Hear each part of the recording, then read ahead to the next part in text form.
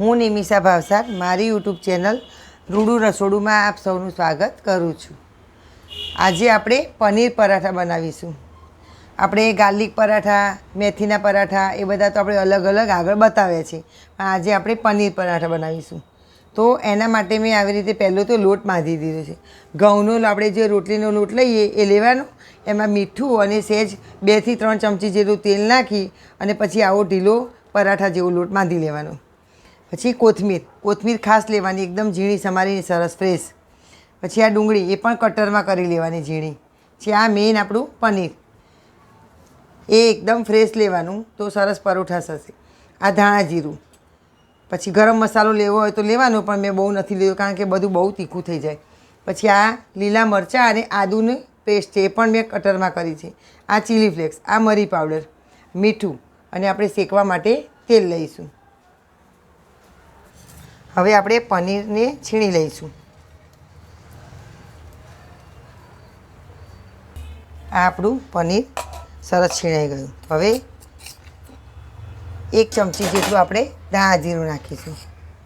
આ ધાણા જીરું મેં ઘરે બનાવ્યું, એમાં મેં જે બધો જ ગરમ મસાલો આપણે નાખીએ, જાવંત્રી એ બધું નાખીને બનાવ્યું છે, એટલે ગરમ મસાલાની આપણે અલગ નાખવાની જરૂર નથી.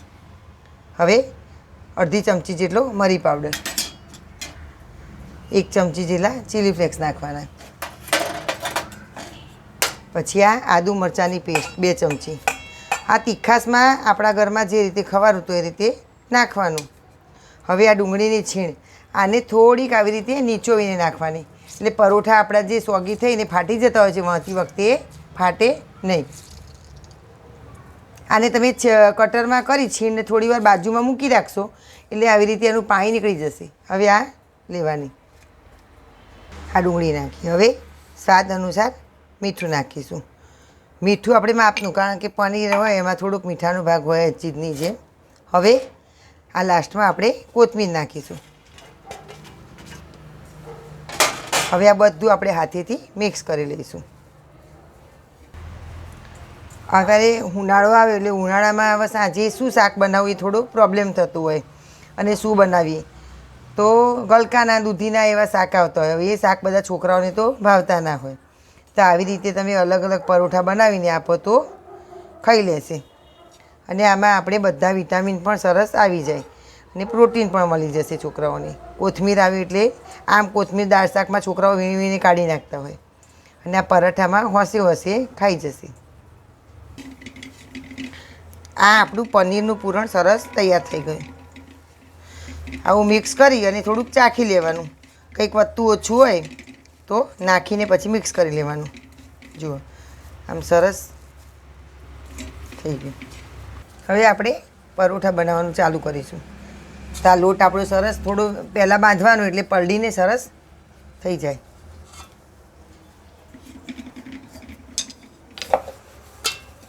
આવી રીતે આપણે રોટલી વણતા હોય એમ અટામણ લઈ ઘઉંનું કે ચોખાનું એ ફાવે એ લેવાનું. હવે એમાંથી આપણે થોડું પૂરણ લેવાનું અને આવી રીતે બધું ભેગું કરી ચપટી કરી લેવાની. તમને પેલા પરોઠાની જેમ સ્ક્વેરવાળું ફાવે ઉપર પડ કરીને તો એવું પણ કરી શકાય.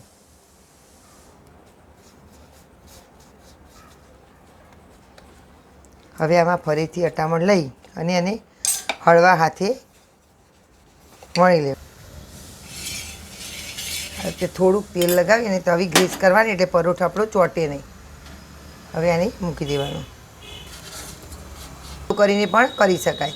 વાડકી જેવો શેપ બનાવવાનો અને પછી અંદર પૂરણ ભરી અને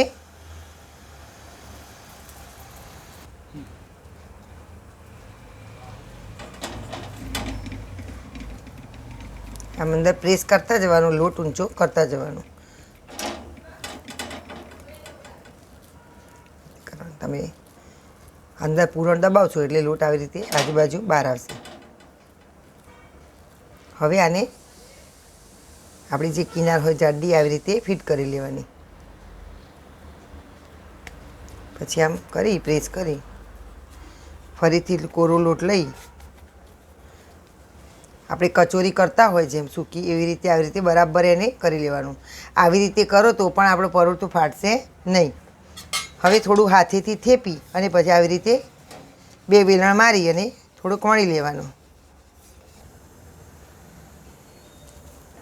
આ એકદમ સરસ મીડિયમ તાપ ઉપર થવા દેવાના, એટલે સરસ ક્રિસ્પી થાય. 2 બાજુ થોડા શેકાઈ જાય પછી તેલ બટર તમારે જેનાથી શેકવાથી શેકાય. અત્યારે હું તેલથી શેકું છું. આ આપણો પરોઠું સરસ શેકાઈ ગયું. આ આપણા પનીર પરાઠા તૈયાર થઈ ગયા. જુઓ, અંદર તમે ખોલશો તો સરસ એકદમ મસ્ત દેખાશે. તો આ વાનગી તમને પસંદ આવી હોય તો મારી યુટ્યુબ રૂડુ રસોડુંને સબસ્ક્રાઈબ કરશો, બેલ આઇકન પર પ્રેસ કરશો અને તમારા ફ્રેન્ડ સાથે શેર કરવાનું ખાસ ભૂલતા નહીં.